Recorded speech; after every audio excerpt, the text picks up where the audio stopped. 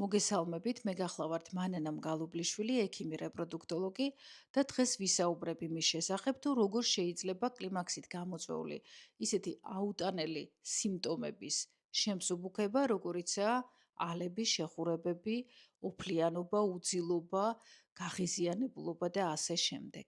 მენოპაუზა, ანუ კლიმაქსი, ეს ფიზიოლოგიური მოვლენაა, რომლის დროსაც საკვერცხეები წყვეტს ფუნქციონირებას, ილევა კვერცხუჯედების მარაგი, მცირდება სხვადასხვა ჰორმონების, მათ შორის ესტროგენების რაოდენობა, იცვლება ჰორმონალური ბალანსი და ქალის ორგანიზმს უწევს ადაპტაცია მასში მიმდინარე მრავალრიცხოვან ფიზიოლოგიურ ცვლილებებთან. რა შეიძლება გააკეთოს ამ დროს ქალმა იმისათვის, რომ შეამსუბუქოს კლიმაქსით გამოწვეული, ხშირ შემთხვევაში აუტანელი სიმპტომები? პირველი და მნიშვნელოვანი ეს არის ჯანსაღი კვება. ბევრი ადამიანისთვის ჯანსაღი კვება ასოცირდება დიეტასთან, რომელიც მან უნდა დაიცვას გარკვეული პერიოდის განმავლობაში იმ იმედით, რომ შემდეგ ისევ დაუბრუნდება ძველებურ კვებას. თუმცა სიტყვა დიეტა ნიშნავს ჯანსაღ და დაბალანსებულ კვებას და ადამიანები ხშირად ამბობენ, აი ეს დიეტა დავიცავი, მაგრამ მერე ორჯერ მეტად მოვიმატე. რატომ ხდება ეს?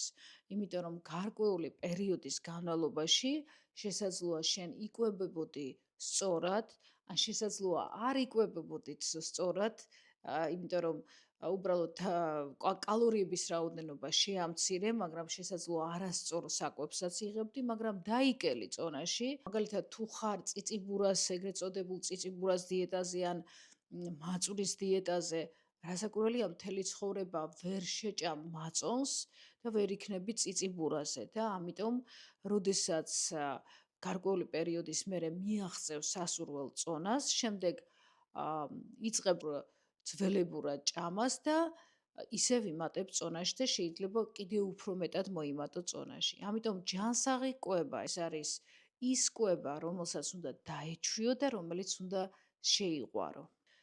ეს ნიშნავს, რომ ის უნდა გახდეს შენი ცხოვრების წესი. ანუ ყოველთვის ასე უნდა იკვებო.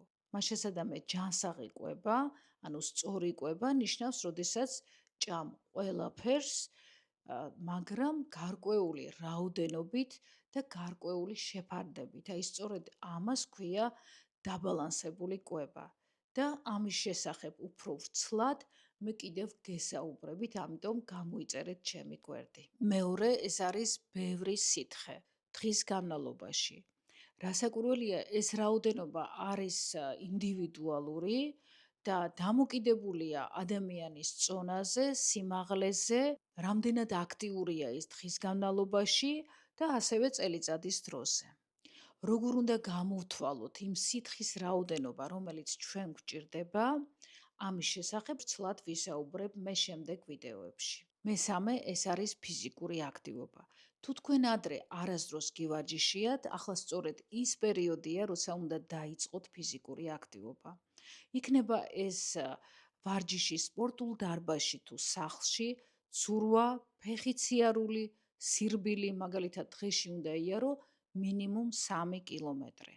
არ აქვს მნიშვნელობა, რომელი ტიპის აქტივობას შეარჩევთ, მთავარია რომ თქვენთვის იყოს კომფორტული. მეოთხე არის ის, რომლის გარეშე ვერ იქნება საკმარისად ეფექტური ვერც სწორი კვება, ვერც ფიზიკური ვარჯიში და ის არის ჩვენი ფსიქოლოგიური მდგომარეობა. არ არსებობს ადამიანი, რომელსაც არ აქვს დიდი ან პატარა პრობლემები და ყოველივე ეს მოქმედებს ჩვენს ფსიქოლოგიურ მდგომარეობაზე და თუ არ ვიცით სტრესის მართვა, მაშინ ის ძალიან გვაზიანებს. თუ თქვენ გრძნობთ, რომ ვერ უმკლავდებით სტრესს და ზედმეტად ითრგუნებით, ზედმეტად მგრძნობიარე ხართ აი ამ გარემოებების მიმართ, ამაში თქვენ დაგეხმარებათ ფსიქოლოგი და სტრესის მართვის ისეთი ტექნიკები, როგორიცაა იოგა და მედიტაცია.